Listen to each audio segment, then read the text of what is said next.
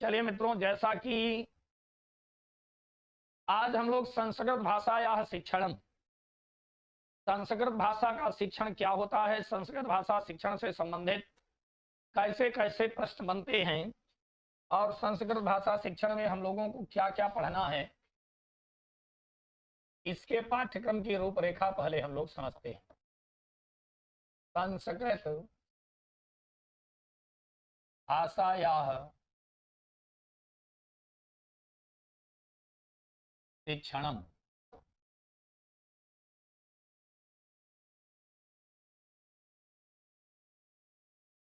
संस्कृत भाषायाः शिक्षणम्।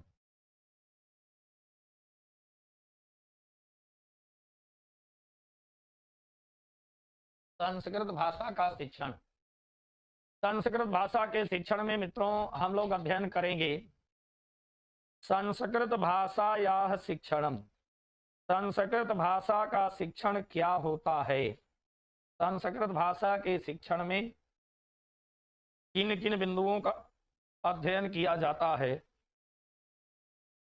यह चर्चा हम लोग करेंगे। ठीक है।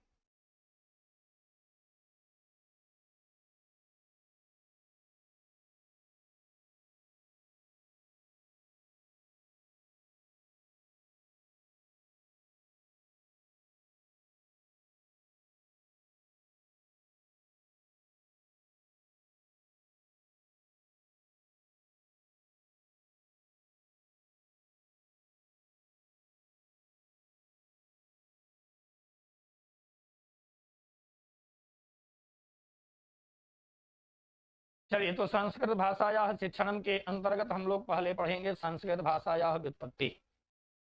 संस्कृत भाषा या व्युत्पत्ति, संस्कृत भाषा की व्युत्पत्ति कहाँ से हुई। संस्कृत भाषा या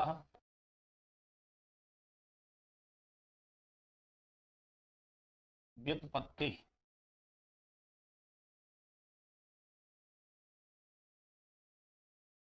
संस्कृत भाषा की उत्पत्ति कहाँ से हुई है, संस्कृत भाषा की उत्पत्ति के विकास के लिए कौन कौन से सिद्धांत हमारे मान्य किए गए हैं। संस्कृत भाषा या विकास, संस्कृत भाषा या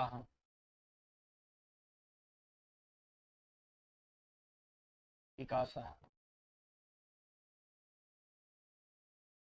संस्कृत भाषा का विकास, भाषा के विकास के संबंध में दो सिद्धांत दिए गए हैं, एक तो दैवीय सिद्धांत है और दूसरा आपका सांकेतिक सिद्धांत है। तो किस सिद्धांत को सर्वमान्य रूप से माना गया है, इसका भी विवेचन हम लोग करेंगे, इसका अध्ययन करेंगे। फिर उसके बाद आता है भाषायाः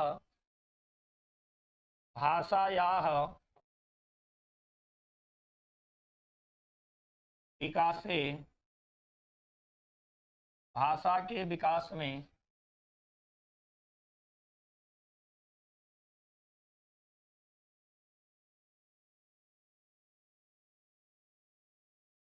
अर्जन अधिगमस्य भूमिका, अर्जन और अधिगम की क्या भूमिका होती है। भाषा के विकास में जो अर्जन है और जो अधिगम होता है, अर्जन और अधिगम की क्या भूमिका होती है, इसका अध्ययन हम लोग करेंगे। प्रभाविता कारकाः, प्रभावित करने वाले कारक, भाषा के विकास को प्रभावित करने वाले कौन कौन से कारक हैं, कौन कौन से ऐसे घटक हैं जिनके द्वारा भाषा के विकास को प्रभावित किया जाता है, भाषा के विकास में अवरोध या भाषा के विकास में सहायक होता है, इसका अध्ययन हम लोग करेंगे। ठीक है।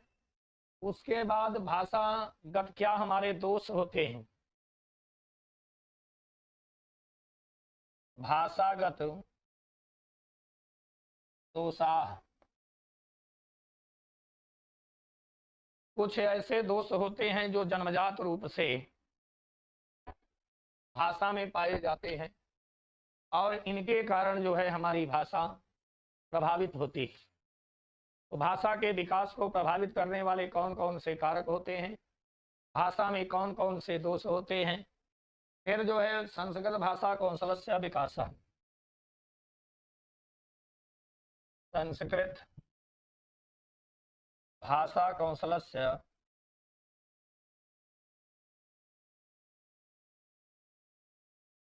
विकासः, संस्कृत भाषा कौशल का विकास। देखिए संस्कृत भाषा कौशल के विकास 4 हमारे कौशल होते हैं। इन चारों कौशलों का विकास किस प्रकार से होता है इसका अध्ययन हम लोग करेंगे, ठीक है। फिर संस्कृत भाषा शिक्षण से विधेयः, संस्कृत भाषा शिक्षण की कौन कौन सी विधियां होती हैं।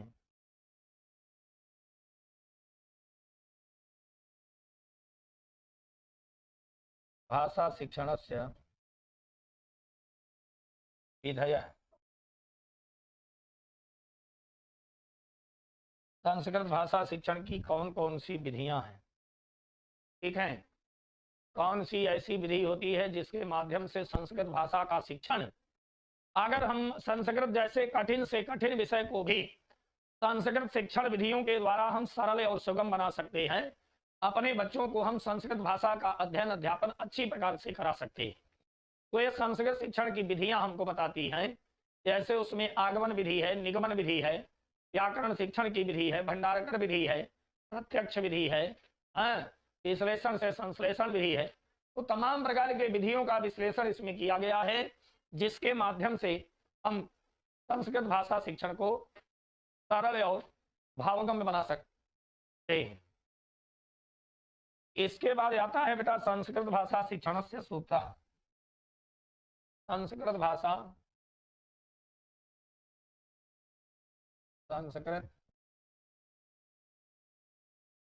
भाषा शिक्षण से सूत्र।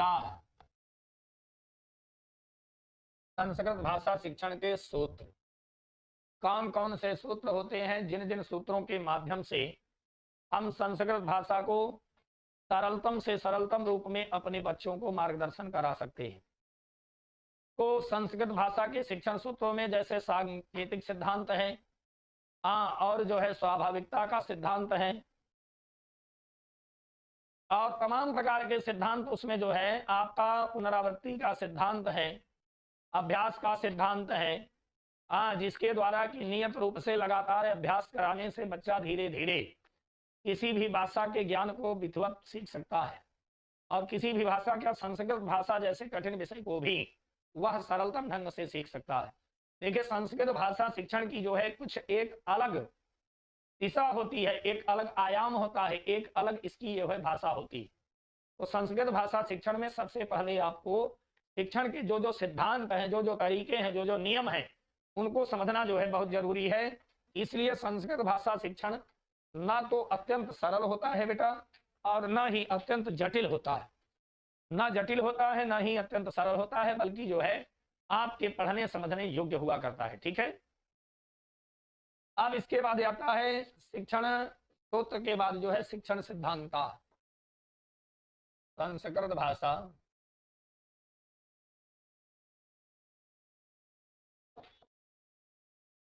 शिक्षण से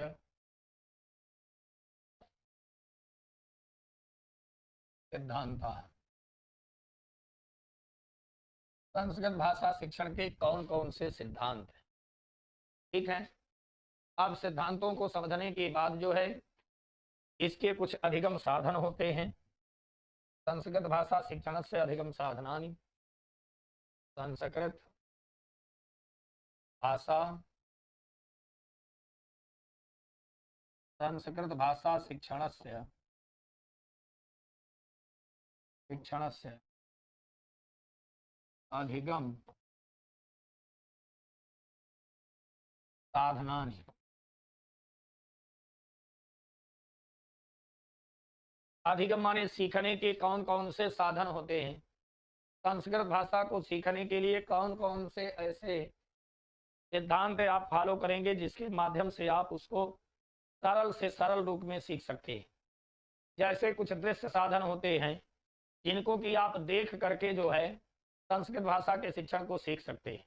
कुछ जो है आपके श्रव्य साधन है जिनको बार बार सुन करके चिंतन करके अपने जो है मानसिक पटल पर ले आकर के आप उसको समझ सकते हैं।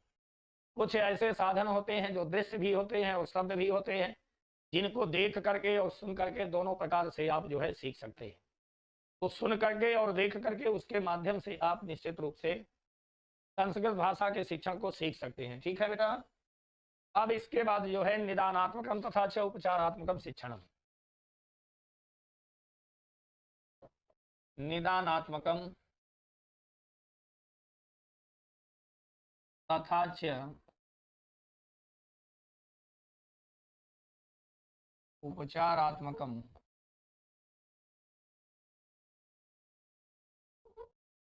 शिक्षण। निदानात्मक और उपचारात्मक शिक्षण। निदानात्मक शिक्षण का मतलब होता है बेटा किसी भी समस्या की खोज करना। बालक को कहाँ कहाँ पर पढ़ने में दिक्कत हो रही है, कहाँ कहाँ पर उसको जो है लिखने में समस्या हो रही है, इन सभी समस्याओं की जब हम खोज करते हैं तो खोज करना ही हमारा निदान कहलाता है। समस्या की खोज करना ही हमारा क्या है, निदान है। और जब समस्या की जो है खोज करने के बाद जब हम उसको सॉल्व कर देते हैं, हल हो जाता है, समस्या हमारी दूर हो जाती है, तो वही हमारा क्या हो जाता है, उपचार हो जाता है। तो कैसे कैसे उपचार किया जाता है, कैसे कैसे जो है निदान किया जाता है, इन सारी बातों का अध्ययन हम इसके अंतर्गत करेंगे। अब इसके बाद आता है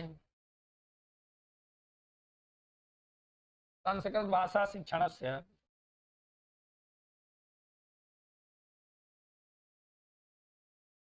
संस्कृत भाषा शिक्षणस्य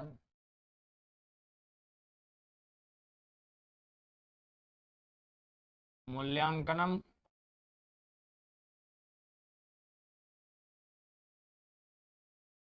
मूल्यांकनम मापनम तथा च आकलनम।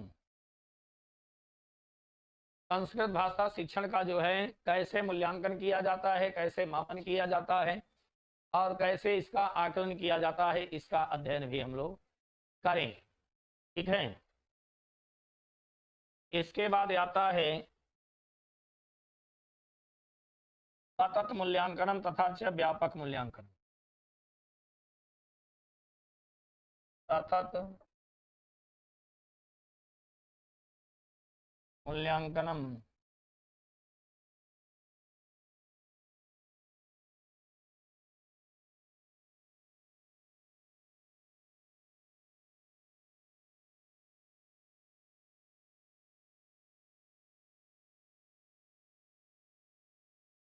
सतत मूल्यांकन तथा च व्यापक मूल्यांकन। सतत मूल्यांकन और व्यापक मूल्यांकन कैसे होता है, ये देखिए। सतत मूल्यांकन का मतलब होता है जब लगातार बालक की परीक्षा लिया जाए, लगातार बालक क्या सीख रहा है, कहां कहां पर बालक को क्या क्या समस्याएं हो रही हैं, जब लगातार अध्यापक के द्वारा, गुरुओं के द्वारा, शिक्षकों के द्वारा इसका मूल्यांकन किया जाता है, बार बार परीक्षा ली जाती है, तो इससे जो है बालक के अंतर्गत सुधार आता है। व्यापक मूल्यांकन का मतलब है कि फिर उसको जो है एक विस्तृत पूरा सिलेबस देकर के उसके आधार पर उसकी परीक्षा ली जाए। तो सतत मूल्यांकन में क्या क्या चीजें होती हैं, व्यापक मूल्यांकन में क्या क्या होता है, इसका अध्ययन भी हम लोग करेंगे। इसके बाद समावेशी शिक्षा,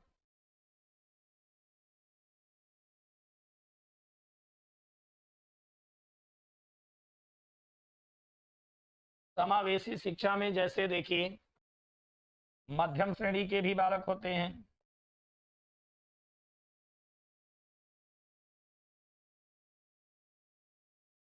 बहुसांस्कृतिक,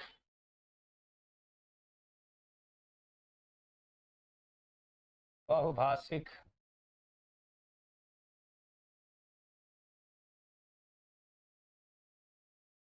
बहुभाषिक बहुसांस्कृतिक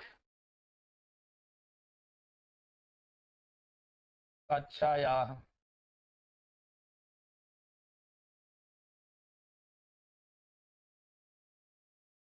शिक्षणम।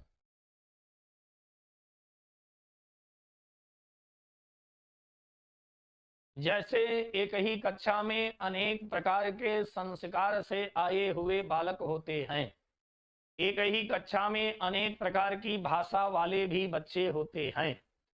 ऐसी दशा में उनको शिक्षण कराने में अध्यापकों को समस्याएं भी हो सकती हैं। एक ही कक्षा में कुछ जो है प्रखर मस्तिष्क वाले बालक होते हैं। कहने का मतलब ये है कि सामान्य कोटि के भी बालक होंगे, मध्यम बुद्धि वाले भी बालक होंगे, और जो है विलक्षण प्रतिभा वाले भी बच्चे होंगे। तो ऐसे कक्षा में शिक्षण कराने में कौन कौन सी समस्याएं उत्पन्न हो सकती हैं, इनका सभी का अध्ययन जो है हम कैसे कराएंगे। तो ये बेटा देखिए 15 अंक आपका संस्कृत भाषा का शिक्षण से केवल आता है। 15 अंक तो आपका केवल संस्कृत भाषा या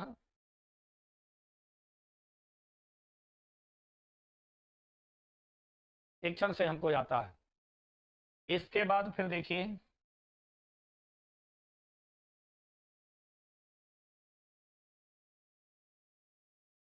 संस्कृत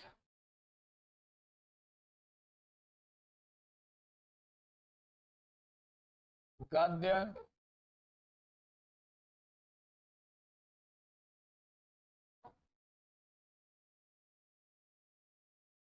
गद्य खंडस्योपरि आधारित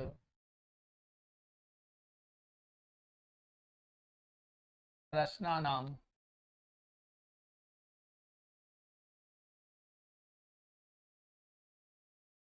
परम संस्कृत गद्यखंड पर आधारित प्रश्नों का उत्तर आता है, और इसी में संस्कृत पद्य खंडोपरि आधारित रचनानां उत्तर। संस्कृत गद्यखंड और संस्कृत पद्यखंड पर आधारित प्रश्न आते हैं। इनमें 9 भंच 15 अंक का ये भी होता है। कुछ इसमें व्याकरण के प्रश्न पूछे जाते हैं, समानार्थी शब्द पूछे जाते हैं, विलोम शब्द पूछे जाते हैं, समास पूछे जाते हैं, संधि समास प्रत्यय उपसर्ग कारक आदि का जो है सम्मिश्रण होता है। कुछ शब्द रूप पूछे जाते हैं, कुछ जो है धातु रूप पूछे जाते हैं। तो इसके आधार पर यही बेटा आपका 15 अंक शिक्षण और 15 अंक आपका व्याकरण गद्य पद्य पर आधारित जो है 15 अंक का व्याकरण से संबंधित प्रश्न पूछा जाता है। ठीक है, यही हम लोगों को पठन पाठन करना है। तो हमें आपको मुख्य रूप से संस्कृत भाषा का शिक्षण आपको पढ़ाएंगे बेटा। ठीक है, संस्कृत भाषा का शिक्षण क्या होता है, संस्कृत भाषा शिक्षण के कौन कौन से आयाम होते हैं, ठीक है, इसका हम लोग अध्ययन करेंगे। तो आज हम लोग पहले शुरू करते हैं संस्कृत भाषा या व्युत्पत्ति। संस्कृत भाषा या व्युत्पत्ति।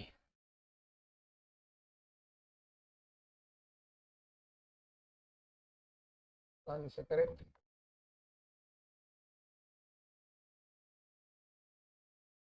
भाषा या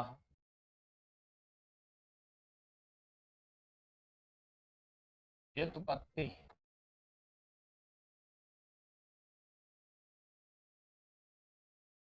संस्कृत भाषा की व्युत्पत्ति।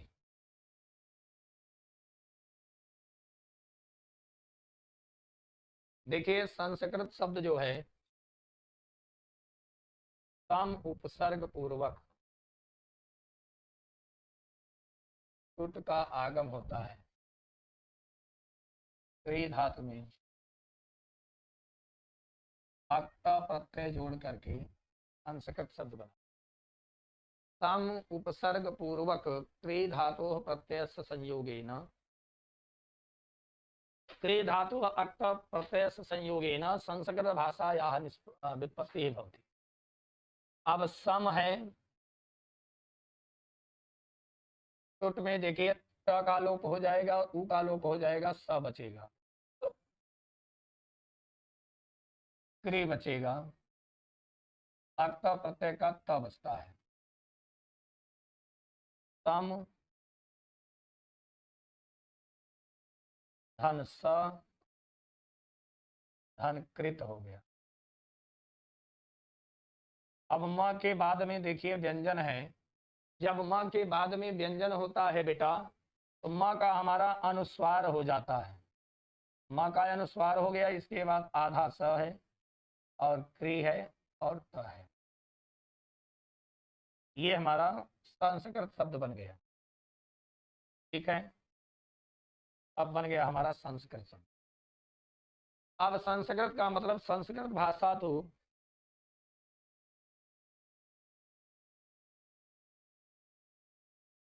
संस्कृत भाषा तो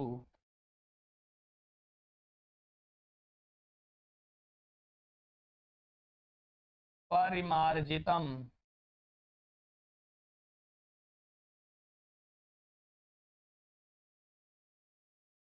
परिष्कृतम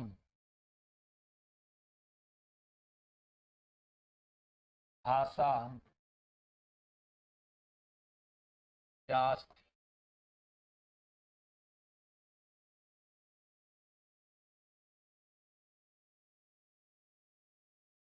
संस्कृत भाषा परिमार्जित और परिष्कृत भाषा होती है। यह परिमार्जित और परिष्कृत भाषा होती है।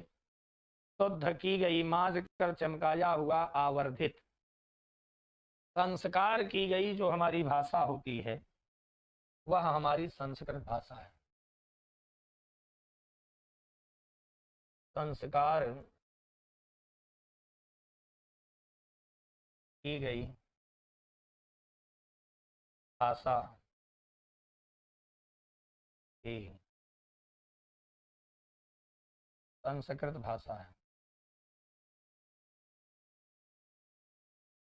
जो संस्कारित की गई है, ठीक है। भारत में देखिए संस्कृत भाषा का प्रयोग प्राचीन वैदिक काल से ही किया जा रहा है। संस्कृत भाषा को देववाणी कहा जाता है। जितने भी हमारे वेद हैं, चारों वेद हैं, ऋग्वेद, यजुर्वेद, सामवेद, अथर्ववेद, रामायण है, इतिहास है, भास, भारव, भवभूत आदि की जितनी भी रचनाएं हैं सभी संस्कृत भाषा में प्राप्त होती हैं। यहाँ तक कि पंचतंत्र विष्णु शर्मा और हितोपदेश जो नारायण पंडित के द्वारा लिखा गया है, गूढ़ाढ्य वृत्तांत और बृहत कथा मंजरी तथा कथा सरित सागर, ये समस्त रचनाएं जो है संस्कृत भाषा में ही प्राप्त होती हैं।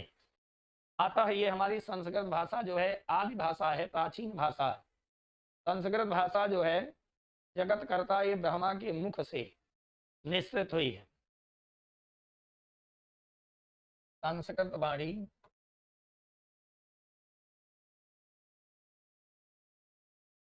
संस्कृत भाषा वस्तुतः ब्रह्मा जी के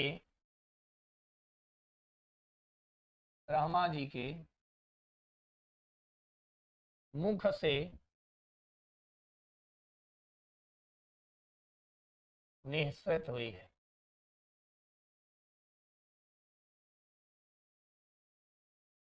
ठीक है, संस्कृत भाषा वस्तुतः ब्रह्मा जी के मुख से निश्चित हुई है।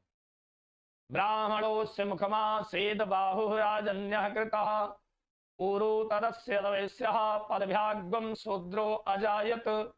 तो संस्कृत भाषा के विषय में बताया गया कि यह संस्कृत भाषा ब्राह्मणोस्य मुखमासेद बाहुः, यह ब्रह्मा जी के मुख से निश्चित हुई है। और यह भारत में संस्कृत भाषा का प्रयोग प्राचीन वैदिक काल से ही किया जा रहा है। सबसे पहले इस भाषा के अंतर्गत जो है वेद की उत्पत्ति मानी गई है। जैसा कि आचार्य दंडी ने अपनी रचना काव्यादर्श में, दंडी की रचना क्या है? काव्यादर्श। महाकवि दंडी अपनी रचना काव्यादर्श काव्यादर्श में उन्होंने लिखा है, संस्कृतम नाम देवे वागान्वाख्याता महर्षिभिः, संस्कृतम नाम दैवे वागान्वाख्याता महर्षिभिः। महर्षि माने महर्षियों के द्वारा, संस्कृतम नाम देवी वागान्वाख्याता। वाक माने वाणी की अधिष्ठात्री देवी, वाणी की अधिष्ठात्री देवी सरस्वती देवी का नाम क्या है? संस्कृत है। संस्कृतम नाम देवी वागान्वाख्याता, संस्कृतम नाम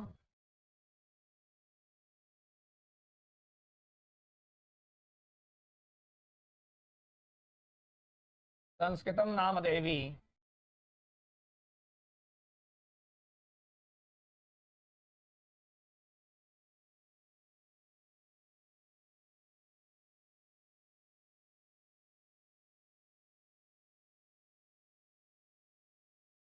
वागन्वाख्याता महर्षिभिः, महर्षिभिः। ठीक है। तो वागान्वाख्याता महर्षि संस्कृतम नाम देवी, वाणी की अधिष्ठात्री देवी जो है उन्हीं का नाम जो है क्या रखा गया? संस्कृत रखा गया। भाषा सुमधुरा मुख्या दिव्यागिरमाण भारते, तस्याद्य मधुरम काव्यम तस्मादर सुभाषितम। तो भाषा सुमधुरा, भाषा सुमुख्या, भाषा सुदिव्या गिरमाण भारती, भाषा सुमधुरा मुख्या दिव्या गिरवाण भारती,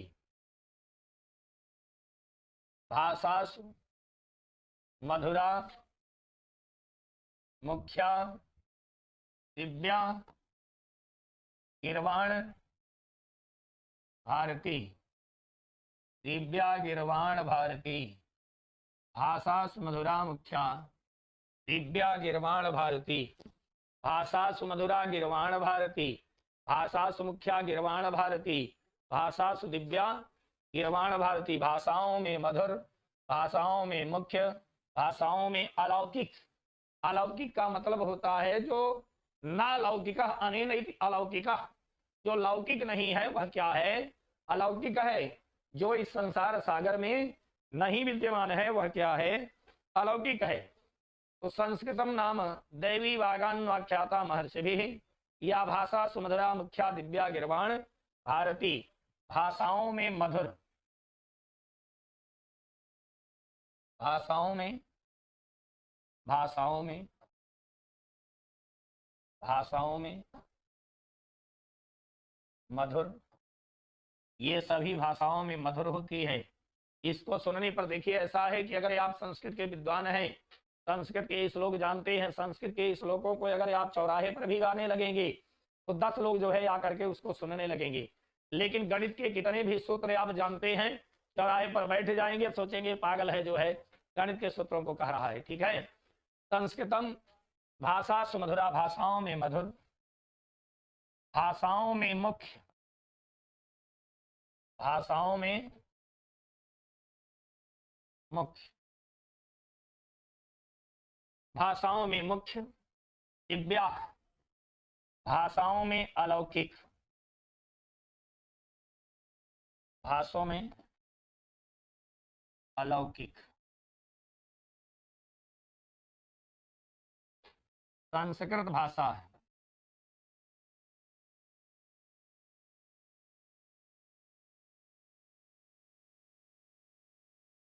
ठीक है।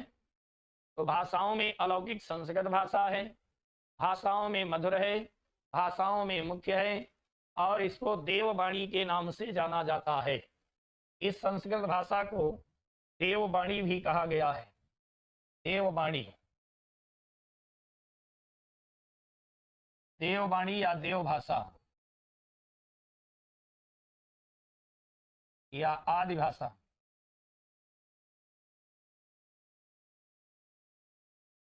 आदि भाषा। ठीक है। तो समझ में आ गया बेटा। संस्कृतम नाम देवी वागान्वाख्याता महर्षिभिः, भाषा सुमधुरा, भाषा सुमुख्या, भाषा सुदिव्या गिरवाण भारती एवं संस्कृत भाषायामेव नाम्ना ज्ञायते।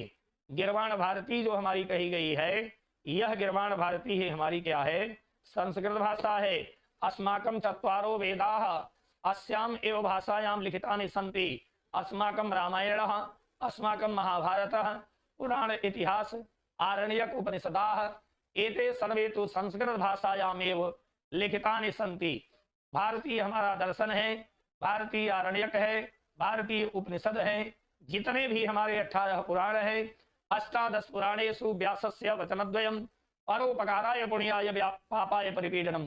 तो एते सर्वे पुराण इतिहास आरण्यक उपनिषदाः चत्वारो वेदाः रामायण पुराण महाभारत आदि ऐतिहासिक ग्रंथाः तो संस्कृत भाषायाम एव लिखितानि सन्ति। संस्कृत भाषा में ही लिखे गए हैं। अस्माकं चत्वारो वेदाः, अतः इयं भाषा सर्वासु भाषासु जननी मन्यते। भाषा तत्व विदे, भाषा तत्व विदे, भाषा तत्व के विद्वानों के द्वारा इयम भाषा, इयम माने यह संस्कृत भाषा। भाषा देखिए हमारा का प्रत्यांत है, स्त्रीलिंग है। भाष माने बोलना, किसी भी बात को व्यक्त करने का जो हमारा माध्यम होता है वही भाषा है। अगर हम अपने विचारों को दूसरों के सामने व्यक्त करने के लिए संस्कृत का प्रयोग कर रहे हैं तो वही संस्कृत भाषा है। अगर हम विचारों को व्यक्त करने का माध्यम हिंदी रखते हैं तो वो हमारी हिंदी भाषा है। विचारों को व्यक्त करने का माध्यम अगर हम अंग्रेजी रखते हैं वो हमारी अंग्रेजी भाषा है। तो भाषा तो जो है मुखरित होकर के जब हमारे जो है मुखपटल पर आता है, जो है होठों पर आती है, तो यही हमारा परस्पर वार्तालाप जो संभव होता है वह भाषा के माध्यम से ही है। ठीक है, तो यह हमारी संस्कृत भाषा अलौकिक भाषा है। यह भाषा अलौकिक भाषा है और सर्वासु भाषासु जननी मन्यते। यह भाषा सभी भाषाओं की जननी मानी जाती है। संस्कृत भाषा पूर्णतः मनोवैज्ञानिक भाषा अस्ति। जैसे कभी कभी प्रश्न पूछ लिया जाता है कि संस्कृत भाषा अस्ति मनोवैज्ञानिक अमनोवैज्ञानिक भाषिक अभाषिक, तो यह हमारी मनोवैज्ञानिक पूर्णतः मनोवैज्ञानिक है। मनोवैज्ञानिक का तात्पर्य होता है कि जैसे मन का विज्ञान होता है, किसी भी विषय का क्रमबद्ध सुव्यवस्थित एवं सुसंगठित अध्ययन कराया जाता है, ठीक उसी प्रकार से संस्कृत भाषा में भी किसी भी विषय का क्रमबद्ध तो व्यवस्थित एवं सुसंगठित ज्ञान कराया जाता है। मित्रों, इसलिए यह संस्कृत भाषा हमारी पूर्णतः मनोवैज्ञानिक भाषा है। संस्कृत भाषा में किसी भी प्रकार की अमनोवैज्ञानिकता विद्यमान नहीं है, इसलिए यह पूर्णतः मनोवैज्ञानिक भाषा है। ठीक है, तो देखिए हमने बताया आपको कि संस्कृत भाषा का प्रयोग प्राचीन वैदिक काल से ही किया जा रहा है, इसलिए संस्कृत भाषा हमारी प्राचीन भाषा आदि भाषा के नाम से भी इसको जानते हैं। अस्माकं चत्वारो वेदाः संस्कृत भाषायामेव लिखितानि सन्ति। भास भार विभव भूति आदि महाकवयः तु स्वान विचारान संस्कृत भाषायाम एव व्यक्तम करोति। स्वान विचारान, अपने विचारों को संस्कृत भाषायाम एव, संस्कृत भाषा में ही व्यक्तिकृतमान व्यक्त किए। तो अनेन प्रकारेण, इस प्रकार से इयमेव कथितव्य, यह कहा जा सकता है यत संस्कृतम नाम देवी वागान्वाख्याता महर्षिभिः। वागान्वाख्याता वाणी की अधिष्ठात्री देवी जो सरस्वती देवी है, उस सरस्वती देवी का जो पहला हमारा निश्चित शब्द है वो संस्कृत भाषा में ही है। ठीक है, आदि कवि जो महर्षि वाल्मीकि ही रामायण से रचना रामायण की जिन्होंने रचना किया, तो उन्होंने भी उनके मुख से पहला जो मां निषाद प्रतिष्ठा तो मगमः शाश्वती समा यद क्रौंच मिथुनाद एकम अवधि काम मोहितम, तो उनके द्वारा भी जो पहला श्लोक निकाला गया वह संस्कृत भाषा में ही निकला। इसलिए मित्रों कहा जा सकता है कि संस्कृत भाषा सर्वासु भाषासु जननी मन्यते। संस्कृत भाषा को सभी भाषाओं की जननी माना जाता है और यह संस्कृत भाषा सबसे प्राचीन भाषा है। हमारे चारों वेद, हमारे आरण्यक, हमारे उपनिषद, हमारा रामायण, महापुराण, जितने भी 18 पुराण हैं, चाहे भागवत पुराण हो, चाहे श्रीमद् भगवद गीता हो, चाहे गरुण पुराण हो, चाहे मत्स्य पुराण हो, चाहे कुर्म पुराण हो, चाहे विष्णु पुराण हो, चाहे श्रीमद् भागवत पुराण हो, चाहे देवी भागवत पुराण हो, ये सभी हमारे संस्कृत भाषा में ही लिखे गए। ठीक है मित्रों, तो इस प्रकार से ये हमारे जो संस्कृत के प्रमुख ग्रंथ हैं ये सभी संस्कृत भाषा में ही प्राप्त होते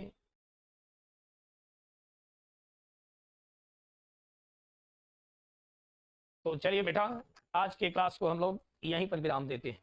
ठीक है, आज के क्लास को यहीं पर विराम देते हैं। कल से हम फिर अपनी विषय वस्तु के साथ आगे उपस्थित होंगे। तब तक के लिए सभी मित्रों को बहुत बहुत धन्यवाद। नमः संस्कृताय। नमः।